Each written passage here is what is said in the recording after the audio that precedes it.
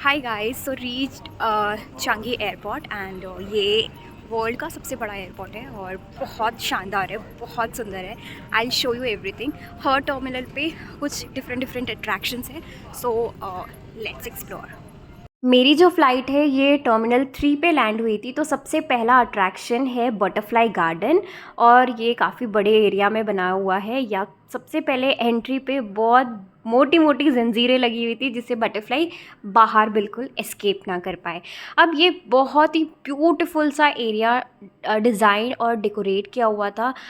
Original flowers भी थे और यहाँ पे ना पाइनएप्पल्स रखे हुए थे जिस पे बटरफ्लाइज काफ़ी आके बैठ रही थी और सक कर रही थी। यहाँ पे एक बहुत सुंदर सा वाटरफॉल भी है 2 लेवल्स का, और दिन का समय है इसलिए बहुत सारी बटरफ्लाइज ऐसे दिख नहीं रही है, लेकिन एक्चुअल में बहुत सारी बटरफ्लाइज है यहाँ पे। तो ये कुछ इस तरीके से बनाया गया है।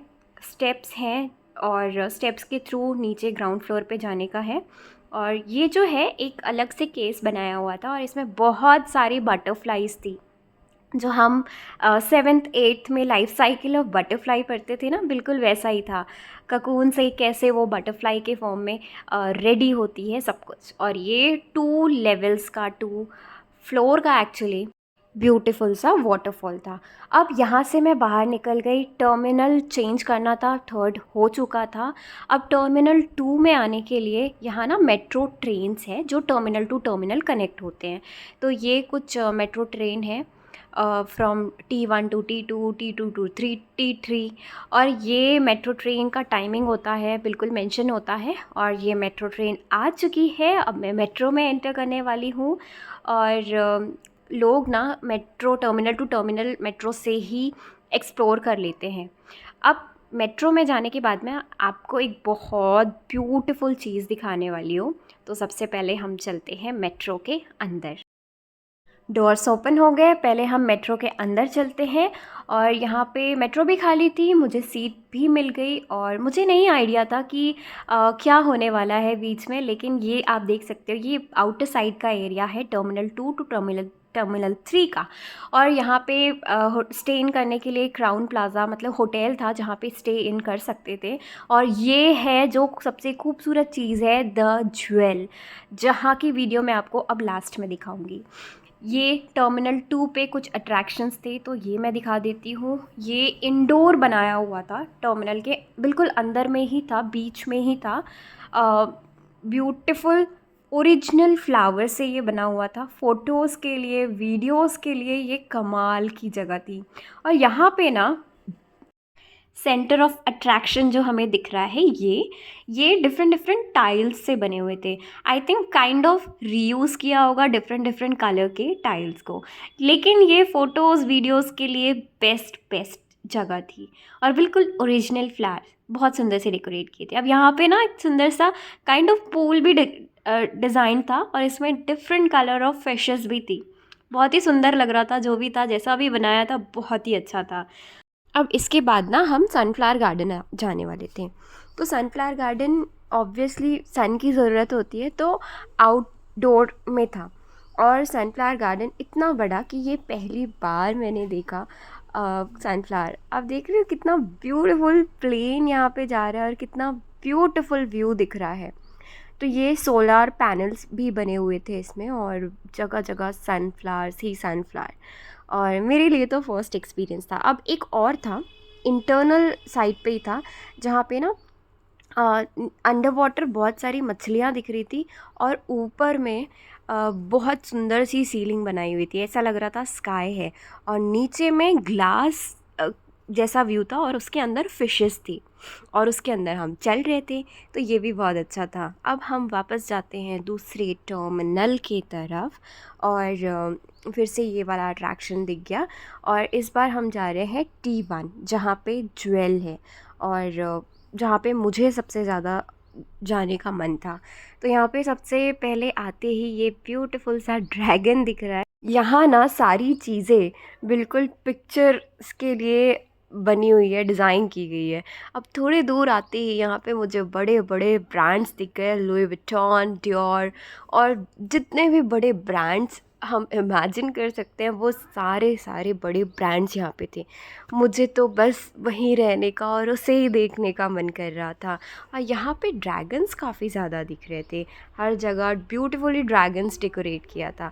अब इस वाले पे है कैक्टस गार्डन। ये मुझे बहुत ही यूनिक लगा क्योंकि इतने वैरायटी के कैक्टस मैंने नहीं देखे थे। ये आप देखो कितना ब्यूटीफुल अडेनियम दिख रहा है, और ये भी आउटडोर में ही था। और ये गार्डन ना शायद बहुत पुराना भी है क्योंकि ऐसे ऐसे कैक्टस दिख रहे थे जो सालों साल से थे। आई थिंक बहुत डिफरेंट वैराइटीज़ ऑफ कैक्टस एक जगह पे ला के रखा गया था। ऐसे बहुत सारे कैक्टस थे जो मैंने कभी देखे ही नहीं थे, और इसमें थोड़ा बहुत ऐसे मिक्स किया हुआ था पाम, एरिका पाम वगैरह ट्रीज़ को। ये जो बड़ा वाला है ये ओरिजिनल नहीं है, ये लोहे से बना हुआ है। और बहुत सारे ना different kind of snake plants and succulents भी यहाँ पे थे जो मैंने फ़र्स्ट टाइम देखे थे। अडेनियम तो मुझे बहुत ही ज़्यादा सुंदर लगे। अब यहाँ पे ना ये अटैच था, एयर स्ट्रिप भी दिख रही थी और काफ़ी छोटे छोटे एयरक्राफ्ट्स भी दिख रहे थे यहाँ पे दूर से। अब एक लास्ट बचा था वाटर लिली गार्डन। अब यहाँ पे ना बहुत कुछ खास नहीं था, डिफरेंट तरीके के ना लोटस थे, लिली वगैरह बिल्कुल भी नहीं थे। तो मैंने सोचा देख ही लेते हैं, और कुछ खास पसंद नहीं आया। उसके बाद जहाँ सबसे ज़्यादा मुझे जाना था वहाँ गई, क्योंकि वाटरफॉल स्टार्ट होता है द ज्वेल का 11 बजे। तो बिल्कुल 10:30 बजे मैं यहाँ जाने के लिए निकली, और ये टर्मिनल 1 पे था और टर्मिनल 1 से ही मेरी फ़्लाइट भी थी। तो यहाँ पे जाने के बाद मुझे पता चला कि भाई आपके पास अगर 5 घंटे नहीं है तो आप यहाँ पे एंटर कर ही नहीं सकते हैं, क्योंकि ये बहुत बड़ा एरिया है घूमने का और बहुत कुछ डिफरेंट चीज़ें हैं। और ये मुझे पता ही नहीं था, तो मेरा हो गया मिस और मुझे आया बहुत ज़्यादा गुस्सा। लेकिन दैट्स ओके, टाइम बिल्कुल निकल चुका था, लेकिन मेट्रो से जो नज़ारा मुझे देखना था वो मैंने देख लिया।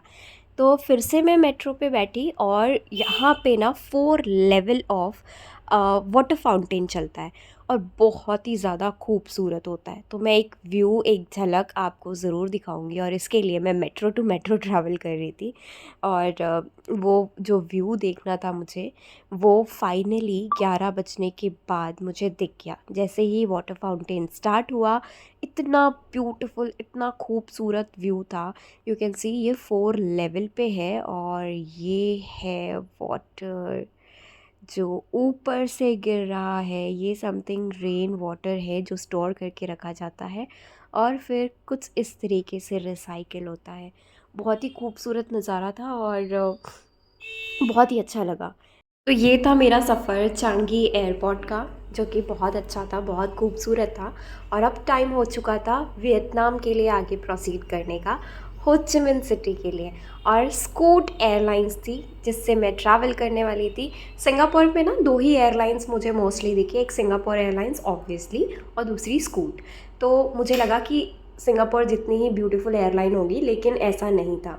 चेक इन किया मैंने, आगे निकल के हो ची मिन सिटी के लिए। यहाँ पे ना सबसे बड़ी जो प्रॉब्लम थी वो लैंग्वेज की थी। प्रॉपरली इंग्लिश भी कोई नहीं जानता था, और ना समझते थे ना बोलते थे। ये मेरे बगल में बैठे हैं जो ये कोरिया से थे, एंड इंग्लिश इनके लिए तो बहुत ही ज़्यादा डिफ़िकल्ट था, वो मुझे बिल्कुल नहीं समझ रहे थे। और लैंड कर जाते हैं हम हो ची मिन सिटी में। लाइन देख रहे हो, इमिग्रेशन की लाइन है। मुझे 1.5 घंटे लग गए इस लाइन पे खड़े खड़े, और 6:30 को मुझे निकलना था मेरे वेलकम पार्टी के लिए। तो बड़ी मुश्किल से इमिग्रेशन हुआ और उसके बाद मैं निकल गई होटल के लिए। अब जो टैक्सी हमने ली थी ना, ये मैंने शेयर किया हुआ था इस लेडी के साथ, जो इनका नाम था नीनो, और ये थी जापान से। तो बहुत अच्छा लगता है ना जब आप अलग अलग कंट्री के लोगों से, अलग अलग कल्चर के बारे में जानते हो। तो हमने बहुत लंबी चौड़ी डिस्कशन की, हमने इंडिया के बारे में बहुत कुछ डिस्कस किया, और बहुत ही स्वीट लेडी थी। उसके बाद हम आगे चलते हैं हमारे होटल की तरफ, और ऑलरेडी मैं बहुत लेट हो चुकी थी। सब ने 2 बजे चेक इन कर लिया था और मुझे यहाँ पे 5 बज चुके थे।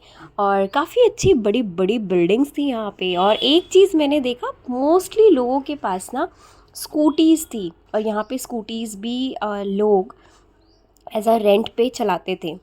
तो काफ़ी ज़्यादा स्कूटीज़ दिखी मुझे, सिर्फ स्कूटीज़ दिखी। और यहाँ के लोगों की ना हाइट ज़रा सी कम थी इंडिया के कंपैरिजन से। और पहुँच चुकी हूँ मैं अपने होटल, जिसका नाम था ले मेरिडियन।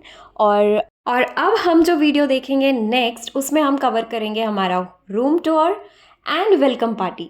सो बहुत सारा प्यार दीजिए, लाइक कीजिए, शेयर कीजिए, सब्सक्राइब कीजिए and thank you for watching. Bye bye.